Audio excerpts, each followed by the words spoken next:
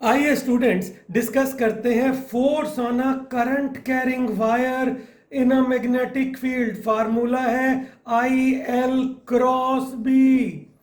आई current है, L length है, length vector है, ये मैग्नेटिक फील्ड बी है। हम इसकी डेरिवेशन पहले समझ लेते हैं। हम मान लेते हैं ये हमारे पास एक करंट कैरिंग वायर है। इस करंट कैरिंग वायर में करंट हमारी जा रही है आपकी पॉजिटिव एक्स डायरेक्शन में, और ये रही मैग्नेटिक फील्ड बी। अब क्योंकि करंट पॉजिटिव एक्स डायरेक्शन में जा रही है तो यहां एक इलेक्ट्रॉन दिखाते हैं। इस इलेक्ट्रॉन पे फोर्स, इस इलेक्ट्रॉन की वेलोसिटी हमारे पास है ड्रिफ्ट वेलोसिटी, जो करंट के फ्लो की ऑपोजिट डायरेक्शन में है। अब हम जानते हैं, अगर हम स्मॉल एफ कहें कि ये एक इलेक्ट्रॉन पे लगने वाली फोर्स है, तो ये स्मॉल एफ होगा क्यू वी क्रॉस बी का फार्मूला, जहां क्यू डलेगा माइनस ई, ये स्मॉल एफ होगा माइनस ई, वी डलेगा V drift cross of magnetic field. V drift left side पे है जो करंट के फ्लो की ऑपोजिट डायरेक्शन में है। तो ये जो आप फोर्स देख रहे हैं, पहले इसकी डायरेक्शन निकालते हैं।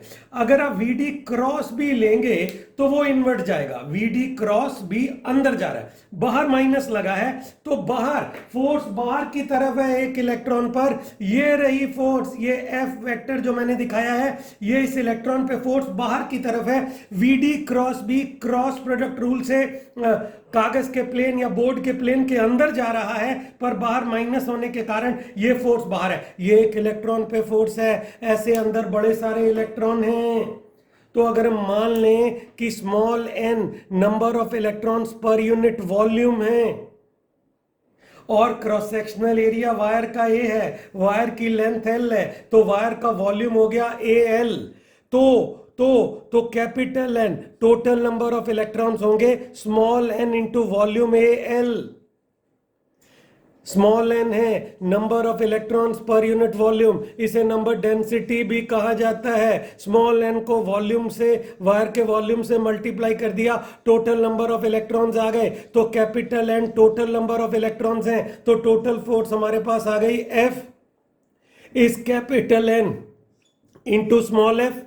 हमारे पास आ गई एफ, कैपिटल एन डालो N A L into small F, हमारे पास आ गया एफ, ये आ गया N A L. Small F की जो वैल्यू यहां लिखी है इसे यहां डाल दो, minus E V D cross be in a bracket, minus E V D cross be in a bracket. अब देखें, अब हम एक काम करते हैं, ये एन ए एल को हम वी डी के साथ मल्टीप्लाई कर देते हैं। ऐसा हम कर सकते हैं, हम एन ए एल को अंदर ले जा सकते हैं क्रॉस प्रोडक्ट में, वीडी के साथ भी कर सकते हैं, बी के साथ भी, हम वीडी के साथ करते हैं।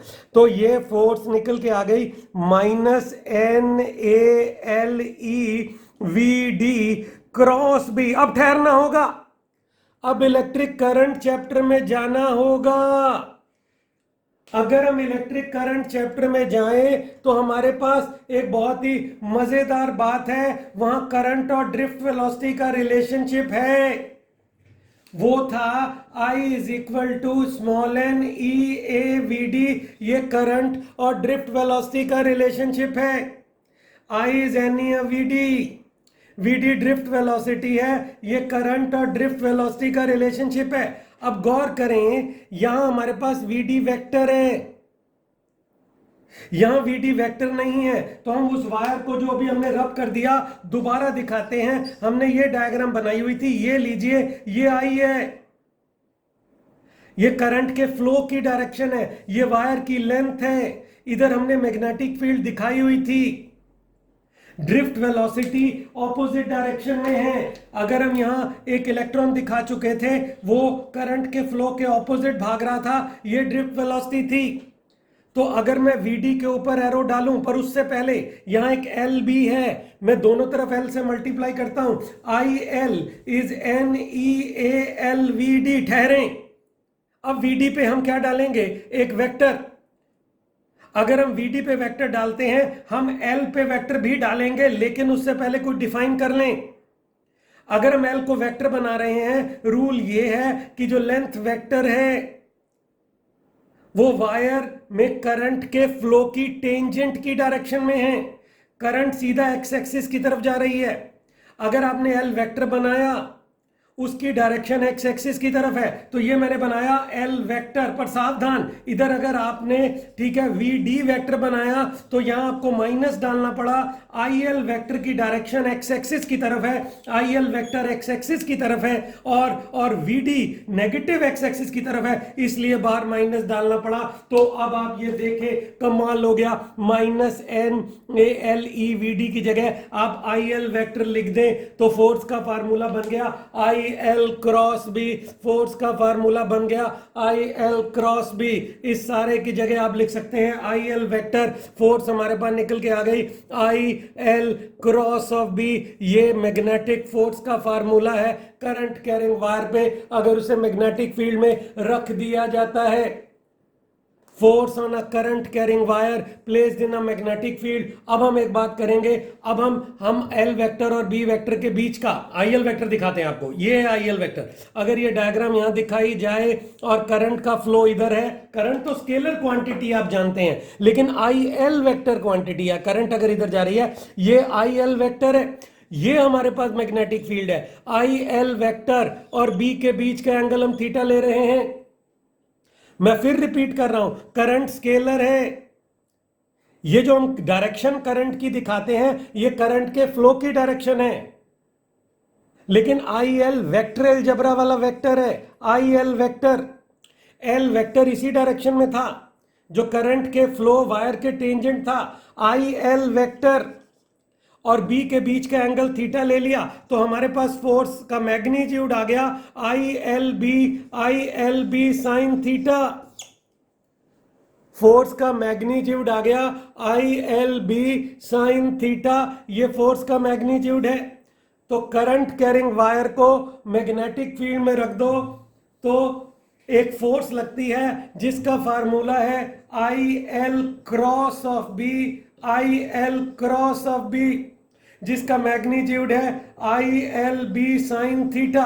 अगर थीटा 0 हो गया, फोर्स ही नहीं है। मेरे पास ये रही करंट कैरिंग वायर, ये लो, इसमें करंट इस तरफ जा रही है और मैं कहता हूं और इसी डायरेक्शन में मैग्नेटिक फील्ड है, फोर्स है ही नहीं, वायर पे फोर्स 0 है। वायर पे फोर्स हमारे पास क्या है, 0 है। वायर पे फोर्स हमारे पास 0 है। अगर मैं कहूं ये जा रही करंट की डायरेक्शन, ये लेंथ है वायर, और उल्टी दिशा में मैग्नेटिक फील्ड है, फिर थीटा 180 डिग्री हो जाएगा, फिर फोर्स 0 है। फोर्स मैक्सिमम होगी जब थीटा 90 डिग्री होगा। करंट कैरिंग वायर को मैग्नेटिक फील्ड के परपेंडिकुलर रख दो, फोर्स मैक्सिमम होगी। ये देखिए एक स्ट्रेट करंट कैरिंग वायर है, करंट इधर जा रही है, और ये लीजिए हमारे पास मैग्नेटिक फील्ड है बी, तो ये इधर करंट का फ्लो है, आई एल वेक्टर इधर जाएगा, आई एल क्रॉस बी, ऊपर की तरफ फोर्स लगनी है इस वायर पे, ऊपर की तरफ फोर्स लगनी है ऊपर की तरफ, और ये थीटा 90 डिग्री है, फोर्स मैक्सिमम है आई एल बी साइन 90। ये हो गया I L B. Current carrying wire को मैग्नेटिक फील्ड के परपेंडिकुलर रखोगे तो उस पर मैक्सिमम फोर्स लगेगी I L B. Current carrying wire, ये लीजिए, ये मेरे पास 4 सेंटीमीटर की एक वायर है जिसमें 2 एम्पियर की करंट जा रही है, और ये इसे इस प्रकार की मैग्नेटिक फील्ड में रख दिया गया है जो 2 टेस्ला है। इस पे लगने वाली फोर्स क्या है, आई एल बी। आई हमारे पास कितना है, 2, लेंथ है 4 डिवाइडेड बाय 100, बी है 2, 4 2 8 2 16। ये लीजिए 0.16 न्यूटन की हमारे पास फोर्स आ गई। फोर्स की डायरेक्शन आई एल इधर जाएगा, ठीक है, cross B upwards, I L cross B, I L cross B upwards, ये फोर्स हमारे पास आ रही है आपकी अपवर्ड। ठहरे, एक फ्लेमिंग लेफ्ट हैंड रूल आपको दे देते हैं, फ्लेमिंग लेफ्ट हैंड रूल दे देते हैं। जब थीटा 90 डिग्री होता है, इस फोर्स की डायरेक्शन निकालने के लगाने के लिए आप है क्रॉस प्रोडक्ट का रूल ही, फ्लेमिंग लेफ्ट हैंड रूल। अगर किसी को क्रॉस प्रोडक्ट आती है उसे ये रूल लगाने की जरूरत ही नहीं है, अगर कोई आई एल क्रॉस बी की डायरेक्शन ढूंढ सकता है। फ्लेमिंग लेफ्ट हैंड रूल क्या है, ये लीजिए, ये हमारे पास करंट इधर जा रही है, वायर की लेंथ हमारे पास एल है, तो ये गया हमारे पास आई एल वेक्टर, ठीक है, और ये रही हमारे पास मैग्नेटिक फील्ड, ये angle 90 degree. Fleming left hand rule क्या है, वो ये है, F B I, middle finger current की डायरेक्शन ले लें, ठीक है, ये मैग्नेटिक फील्ड, ये फोर्स, एफ बी आई। अब देखिए आई इधर है, आई इधर, आई बी इधर, अंगूठा ऊपर जा रहा है, F B I, F B I, force B magnetic field, I current. तो और ये लगाना तब है जब एंगल 90 डिग्री है, याद रखें। वैसे तो क्रॉसवर्ड रूल बेस्ट है। तो ये लीजिए, ये जा रही है हमारे पास करंट की डायरेक्शन, ये बी आई, ठीक है, और ये लीजिए हमारे पास फोर्स। देखा जाए क्रॉसवर्ड रूल ही है, आई एल क्रॉस बी, ये देखो देखा जाए I L cross B, crossword rule ही तो है। तो आइए, आप समझ चुके हैं मैक्सिमम फोर्स जो लग रही है वो आई एल बी है, मैक्सिमम फोर्स।